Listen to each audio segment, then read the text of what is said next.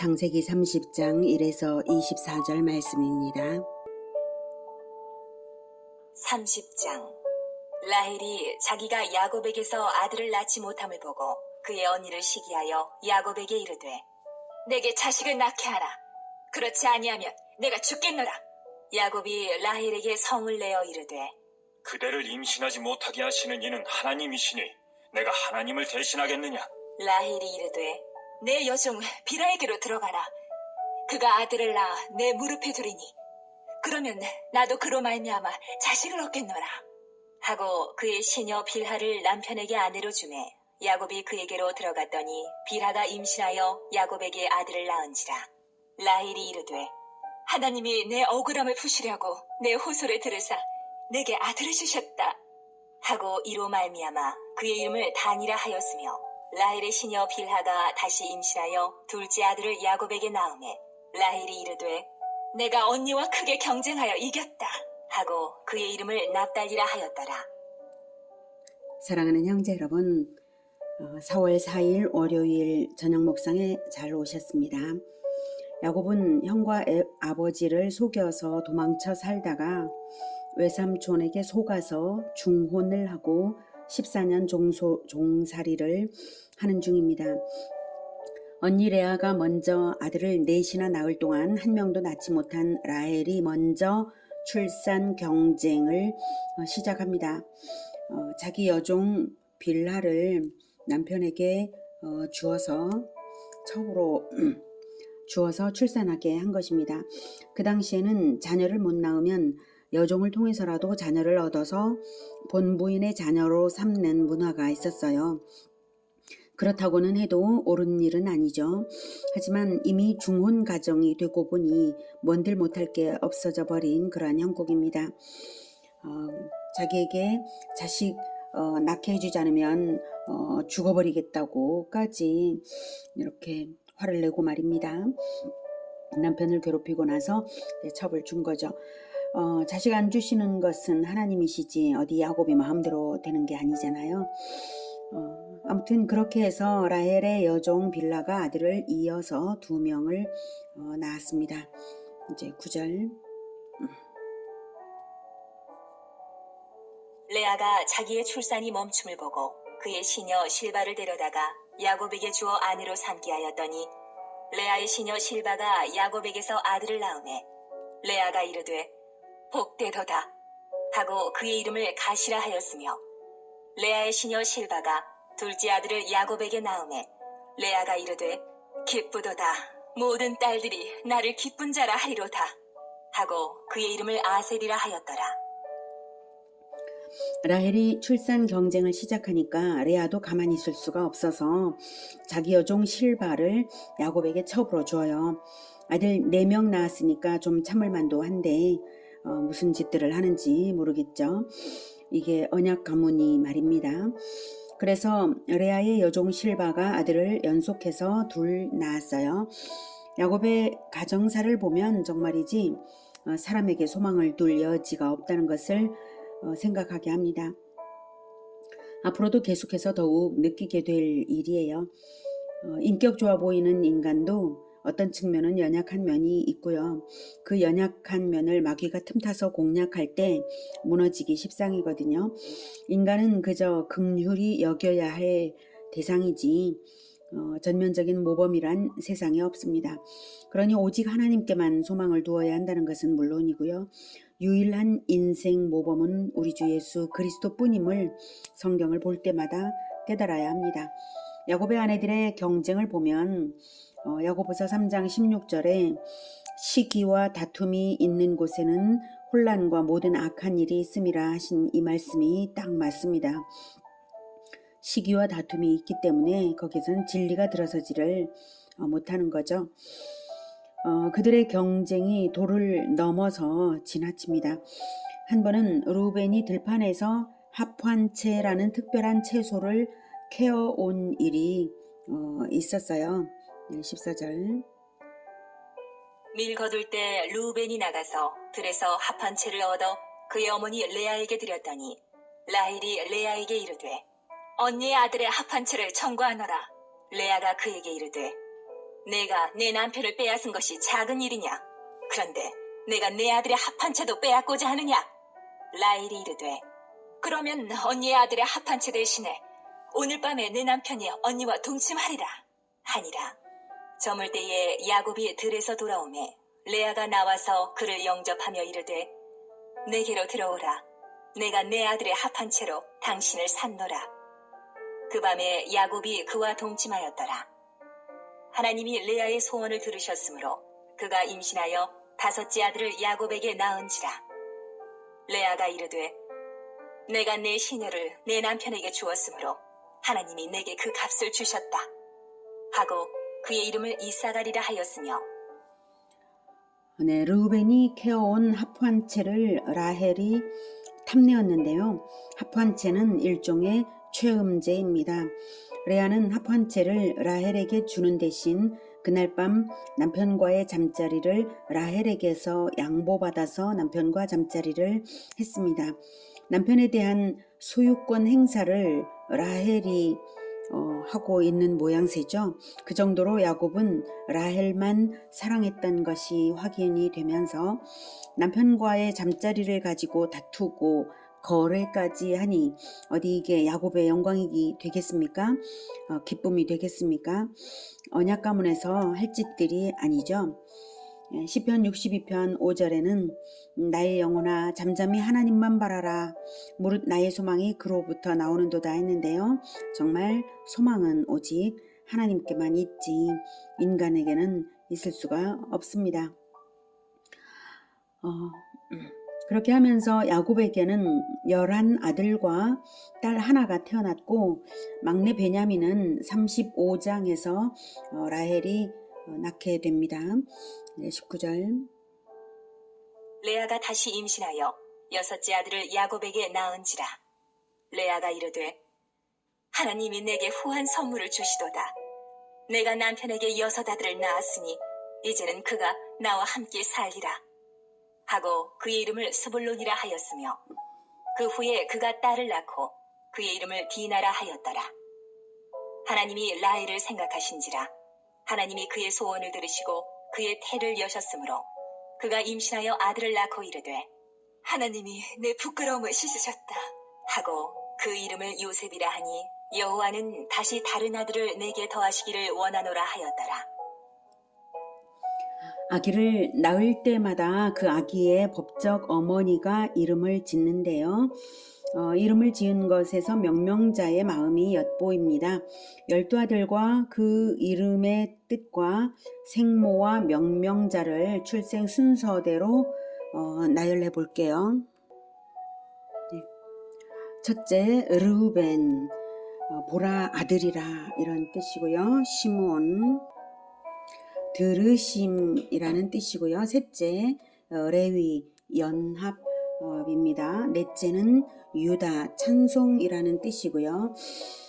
유다가 르우벤, 시몬, 레위, 유다 이 4명은 생모가 레아여서 명명자도 레아입니다. 그 다음 단은 판단하심이라는 뜻이고 납달리는 경쟁이라는 뜻이고요. 생모는 빌라인데 라헬의 여종이므로 명명자는 라헬입니다. 그래서 단과 납달리도 라헬의 아들로 여겨지는 것이죠. 다음 7번째는 갓, 행복이라는 뜻이고 8번째 아셀, 만족이라는 의미이고요. 생모는 실바인데 레아의 여종이어서 명명자는 레아입니다. 그리고 9번째는 이사갈, 값이라는 뜻이고요. 10번째는 스불론, 동거라는 뜻인데요. 둘은 생모가 레아여서 명명자 역시 레아가 낳아서 이름을 지었습니다. 11번째는 요셉, 씻음과 더함이라는 뜻이고요. 그리고 12번째는 라헬이 베논이라고 이름을 지었는데 내 슬픔의 아들이라는 뜻이었어요. 네, 베냐민이라고 야곱이 이름을 바꾸어 부릅니다. 내 오른손의 아들, 내 기쁨의 아들, 내 사랑하는 아들 이런 뜻이죠. 그래서 생모는 라헬이고 명명자는 요셉은 라헬이 지었고 그리고 베냐민은 야곱이 이렇게 지었습니다.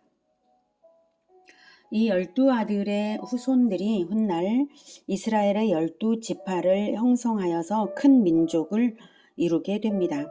자, 그러고 보니 하나님은 네 후손을 많게 하겠다고 아브라함에게 약속하신 대로 이루어가고 계신 것입니다. 그렇다고 출산 경쟁을 하나님이 바라신 것은 아닙니다. 전능하신 하나님이 레아 한 사람에게서 쌍둥이 몇 번씩 출산시켜서라도 12명이 아니라 그 2배인들 낳게 하지 못하시겠습니까? 생명 탄생의 일은 하나님의 일이신데 하나님의 일은 하나님이 알아서 하시거든요. 여기서 우리가 초점을 맞출 것은 인간의 연약함, 신실하지 못함, 죄성 이런 것이 있음에도 불구하고 하나님은 신실하게 구원 역사를 이끌어서 그리스도가 태어날 민족을 예비하고 계신 것입니다. 인간은 신실하지 못할지라도 하나님은 영원히 신실하셔서 언약을 반드시 완전히 성취하시는 분이십니다. 하나님은 이스라엘 민족 12지파를 형성하는 기초로서 야곱의 12아들을 낳게 하셨는데요. 12아들이 하나님 백성 공동체의 기초가 되었다는 것은 의미심장합니다. 첫째로 그들의 연약함과 허물이 많음에도 불구하고 하나님께서 연합된 한 공동체로 받으셔서 구원으로 들어오게 하셨다는 사실입니다.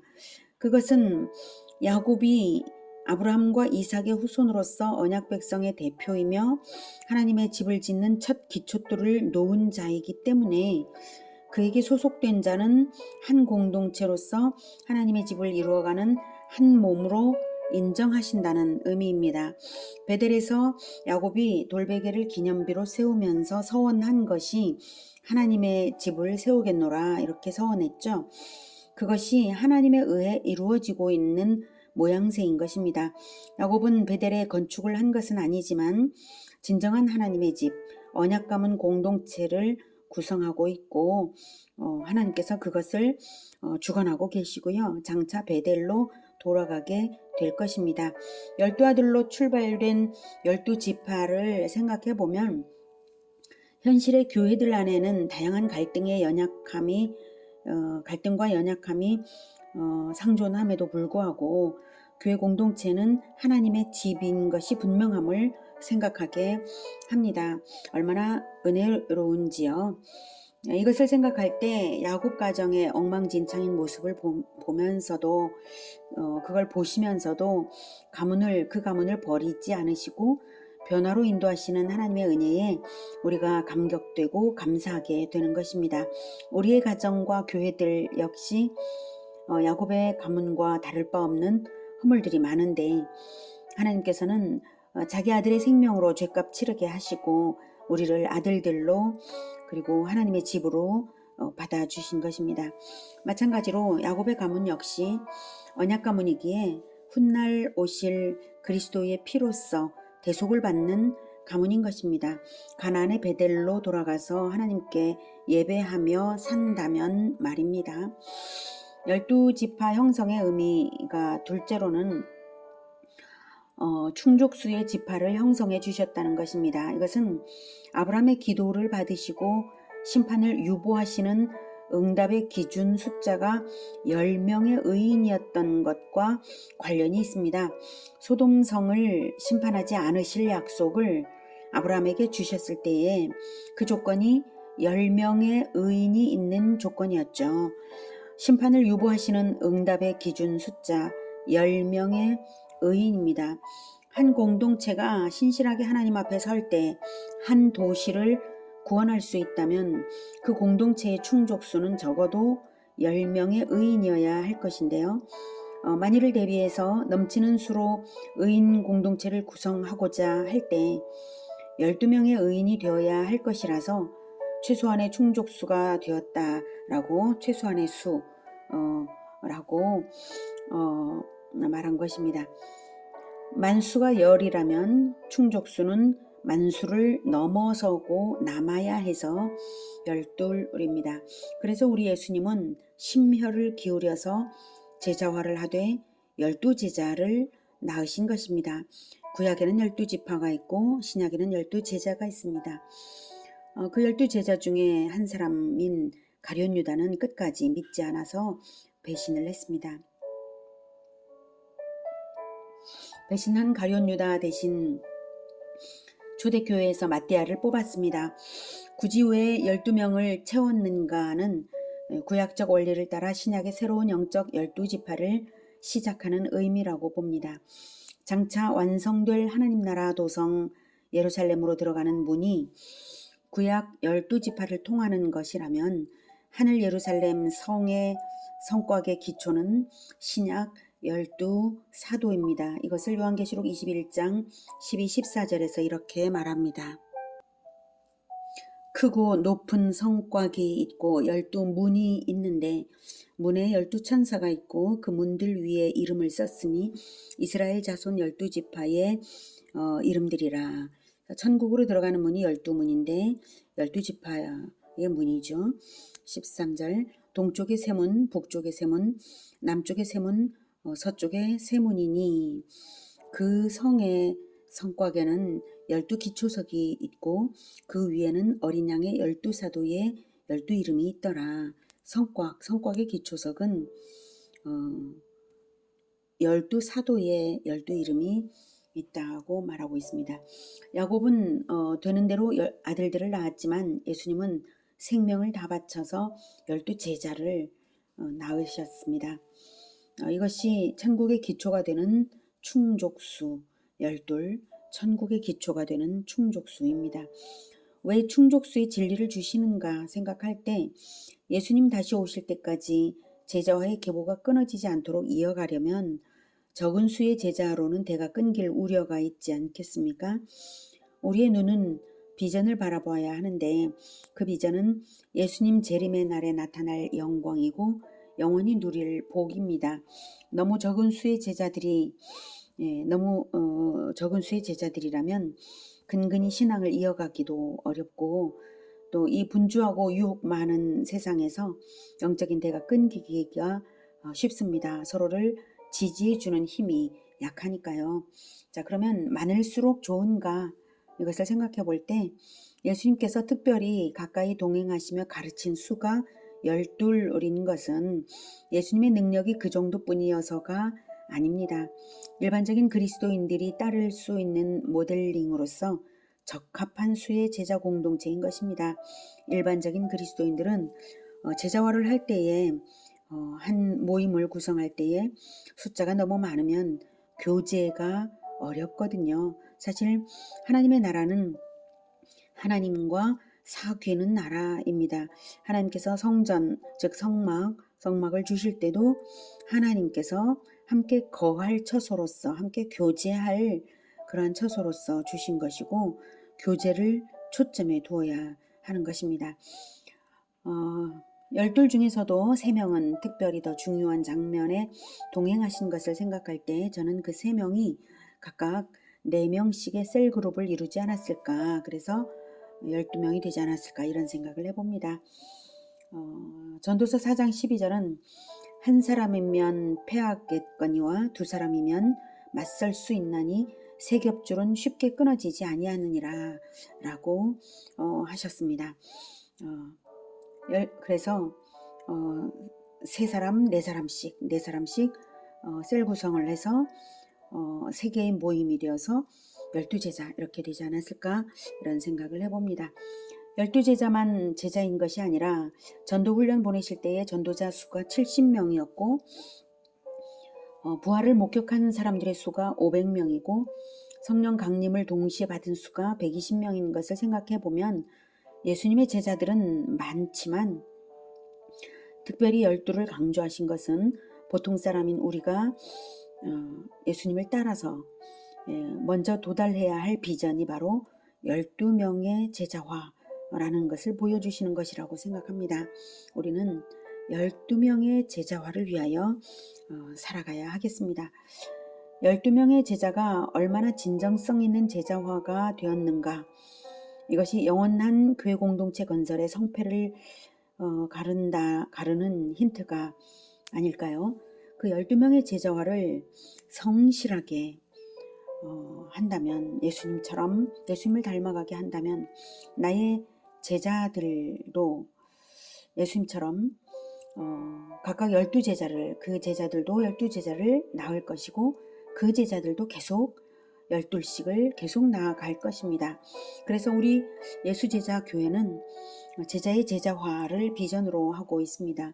참된 제자화는 제자화를 하는 제자를 낳는 것이니까요. 저는 진리를 깨달은 그리스도인이라면 최선을 다해서 12제자를 복음으로 낳을 것이라고 생각합니다. 그것이 근원적인 인생 성공이고 영원한 성공이 됩니다. 그래서 저는 교직을 버리고 목사가 되었으며 저를 따라 목사가 되는 신실한 12명의 제자를 낳아 신실한 12교회를 개척하기를 간절히 사모하고 있습니다. 하지만 목사가 되어야만 제자화를 하는 것은 아닙니다. 우리 예수제자교회가 시작한 셀 모임이 12제자를 낳는 시스템이 되기를 소망합니다. 셀 리더들은 예수님처럼 제자화를 하시기를 축복합니다. 그리고 셀 부흥을 하면 세포 분화를 하듯이 새로운 셀 리더를 세우면서 셀 개척을 해나가면 누구든지 성령과 지혜가 충만한 사람은 제자화를 실천할 수 있는 것입니다. 사람 자체들에게는 소망이 없으나 예수님과 함께하는 사람들은 번성 충만의 진정한 복이 온전하게 이루어질 수 있습니다. 예수님의 간절한 소망이 바로 그것이기 때문입니다. 12제자의 대를 잇는 제자화가 우리 모두의 흔들림 없는 소망이 되고 또한 성취가 되기를 축복합니다. 기도하겠습니다. 은혜가 충만하신 하나님 아버지, 한 가정사 속에서 일하시면서 12아들을 낳게 하신 데에도 하나님의 특별한 계획이 있으시고 섭리하시면서 되는 모습을 보았습니다. 하나님, 야곱은 12아들을 낳았지만 예수님은 12제자를 낳으셨으니 우리도 예수님을 본받아서 12제자를 나아갈 수 있게 도와주시옵소서. 우리가 먼저는 예수님의 모델을 그대로 닮아서 따라갈 수 있도록 십자가 정신으로 충만하게 도와주시고, 우리가 전도하고 가르치는 제자들도 나를 뛰어넘어 예수님을 닮는 그러한 지도자들로 세워주시옵소서. 그래서 이 교회가 결코 대가 끊기지 않고 예수님 다시 오시는 날까지 번성의 번성을 거듭하면서 하나님께 영광이 되는 그러한 교회가 되게 하여 주시옵소서. 예수님의 이름으로 기도드립니다. 아멘. 이어지는 시간은 개인 기도 시간입니다.